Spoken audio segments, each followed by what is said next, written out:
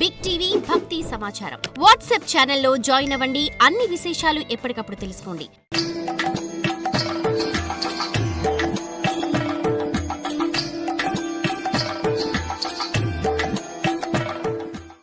హరి అనేటువంటి వాడు శత్రువు మనకు అని వీడికి మంచి విద్యాభ్యాసం కలిగించాలనే దృష్టితో చండామరకుల్ని తీసుకొచ్చి వాళ్ళకి విద్య నేర్పడానికి ఏర్పాటు చేశారు ప్రహ్లాదుడికి.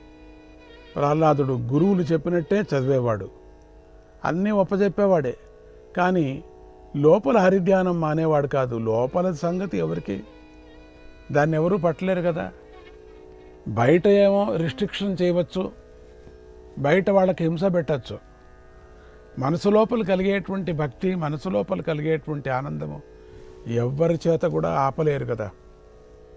అప్పుడు ఒకనాడు హిరణ్యకశిపుడికి కొడుకు యొక్క చదువు ఎట్లా ఉంటుందో పరిశీలన చేస్తామని చెప్పి ప్రహ్లాదుని పిలిపించి, నాయనా నువ్వు ఏమి నేర్చుకున్నావో చెప్పు అని అడిగాడు. ప్రహ్లాదుడు రాక్షస రాజుకు వైరాగ్యమంతా ఉపదేశించాడు. హరిభక్తితో ఉండటమే ఉత్తమమని చెప్పాడు. ఓ రాక్షస రాజా, అసత్యాన్నే పట్టుకొని వేళ్లాడేటువంటి సంసారులు బాగుపడాలంటే పతనహేతువైన చీకటి బావి వంటిదైనటువంటి స్వగృహాన్ని వదిలి అడవికి పోయి శ్రీహరిని ఆశ్రయించడమే మంచిదని నేను భావిస్తున్నానన్నాడు. చీకటి వంటి బావి, దీన్ని పట్టుకొని వేలాడుతున్నాం మనం. ఇంతే ప్రపంచం అనుకున్నాం. స్వతంత్రంగా అడవికి వెళ్ళి స్వామిని ధ్యానించటమే ముఖ్యము. అప్పుడు హిరణ్యకశిపుడు ఈ కోపాన్ని తట్టుకోలేక చిందులు తొక్కుతూ ఇదంతా గురువుల బోధ అని భావించి గురువుల మీద గంతులు వేశాడు. షడాబడా వారిని తిట్టాడు. వారు భయపడి కుర్రవాడిని తీసుకువెళ్ళి కేవలం ధర్మార్థ కామాల గురించి మాత్రమే బాగా ఉపదేశించి మళ్ళీ రాజుగారి వద్దకు తెచ్చారు. ఈ మాట ప్రహ్లాదుడు మరింత తీవ్రంగా హరిభక్తిని ప్రశంసిస్తూ మాట్లాడాడు. శ్రవణం కీర్తనం విష్ణోః, శ్రవణం కీర్తనం విష్ణోః, స్మరణం పాదసేవనం, స్మరణం పాదసేవనం, అర్చనం వందనం దాస్యం, అర్చనం వందనం దాస్యం, సఖ్యమాత్మనివేదనం, సఖ్యమాత్మనివేదనం ఇతి పుంసార్పితా విష్ణు భక్తిశ్చేత్ నవలక్షణ, భక్తిశ్చేత్ నవలక్షణ క్రియతే భగవత్యాద్ధా, క్రియతే భగవద్యద్ధా తన్మన్యేధీతముత్తమం, తన్మన్యేధీతముత్తమం.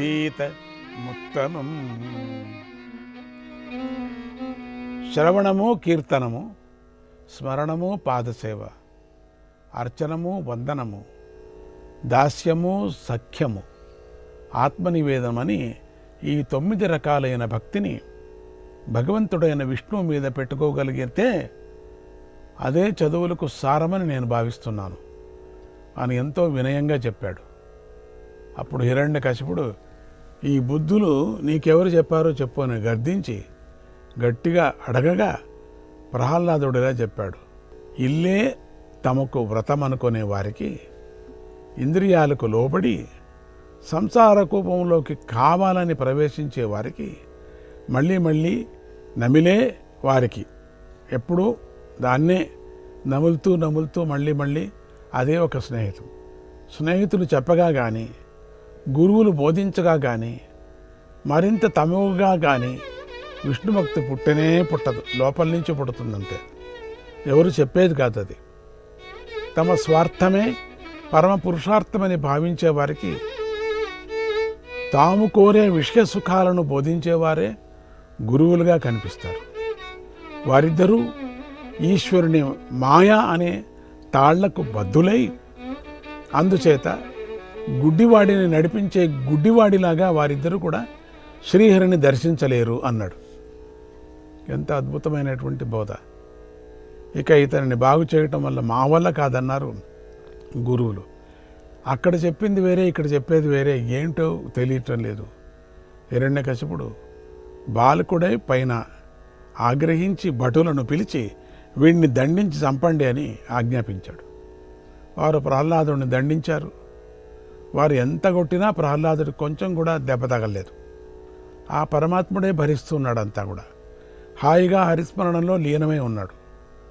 అందుకు హిరణ్యాక్షుడు ఆగ్రహించి ఏనుగులతో తొక్కించాడు, విషాలు త్రాగించాడు, మంటల్లోకి త్రోయించాడు, సముద్రంలో పడివేయించాడు, కత్తులతో పొడిపించాడు, కొండల మీద నుంచి క్రిందికి త్రోయించారు కూడా. అయినా ప్రహ్లాదుడికి ఏమీ కాలేదు. అతడు ఎదురు తిరగలేదు, నిందించలేదు, శ్రీహరి ధ్యానం మానలేదు. అలా విష్ణు భక్తుడిగా ప్రహ్లాదుడు తయారయ్యేసరికి హిరణ్యకశిపుడు ఇలా అనుకున్నాడు. అప్రమేయాయ భావోయం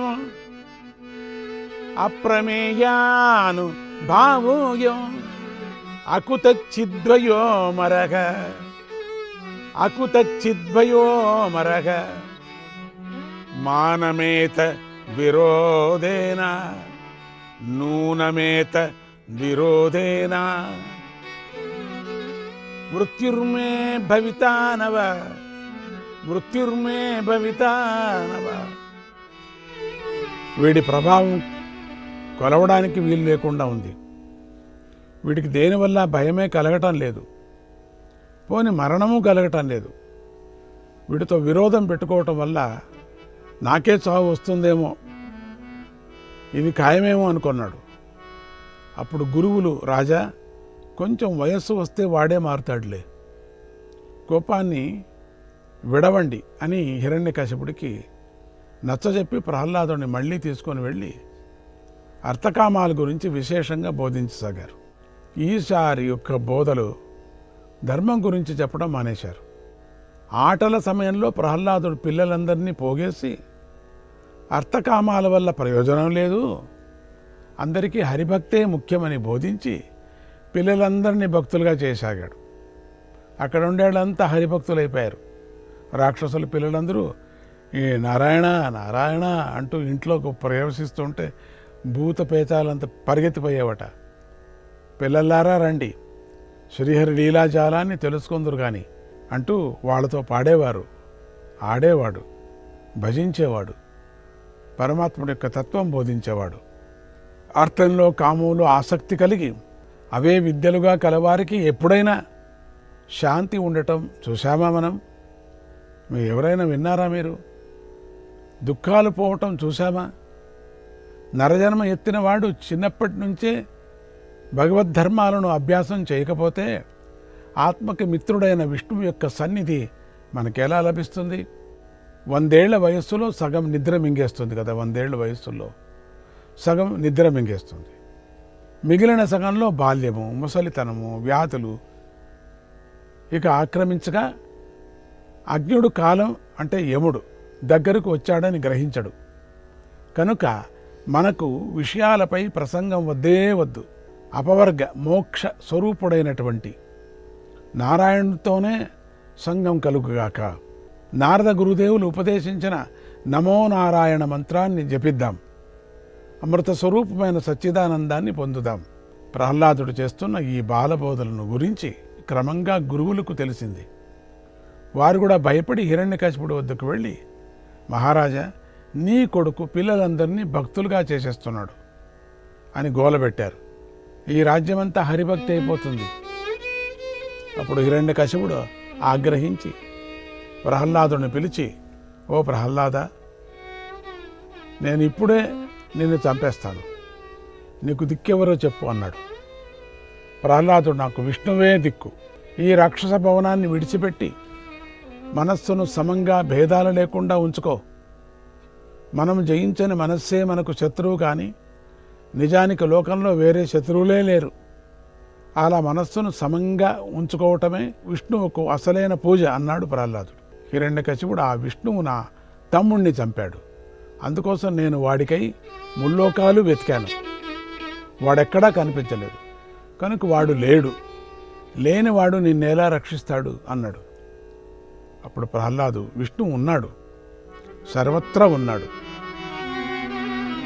అత్రాస్తి విష్ణు కిల తత్ర నాస్తి, అత్రాస్తి విష్ణు కిల తత్ర నాస్తి, త్యహో మతిం మా కురు సర్వగోసౌ, త్యహో మతిం మా కురు సర్వగోసౌ, యత్రేవ తావ ద్విచినోషి తత్ర, యత్రేవ తావ ద్విచినోషి తత్ర శ్రీయః పతి ద్రక్ష్యసి నైవ శంకా, శ్రీయః పతిం ద్రక్ష్యసి నైవ శంకా. విష్ణువు ఎక్కడున్నాడు, అక్కడ లేడు, ఇక్కడ లేడు, ఇక్కడున్నాడు అక్కడ లేడు అని ఆలోచనే చేయకయ్యా. అతడు అన్ని చోట్ల ఉన్నాడు. ఎక్కడ వెతుకుతావో అక్కడే లక్ష్మీపతి చూస్తావు, ఇందులో సందేహం లేదు అన్నాడు హిరణ్యకశిపుడు. అయితే ఈ స్తంభంలో ఉన్నాడా, చూపించకపోతే నీ శిరస్సు నేను ఛేదిస్తానంటూ పక్కనే ఉన్న ఆ స్తంభాన్ని గట్టిగా గుద్దాడు. వెంటనే ఆ స్తంభం నిలువుగా చీలి అందులోంచి సగం నరుడు సగం సింహము అయినటువంటి నరసింహమూర్తి ప్రకటమయ్యాడు.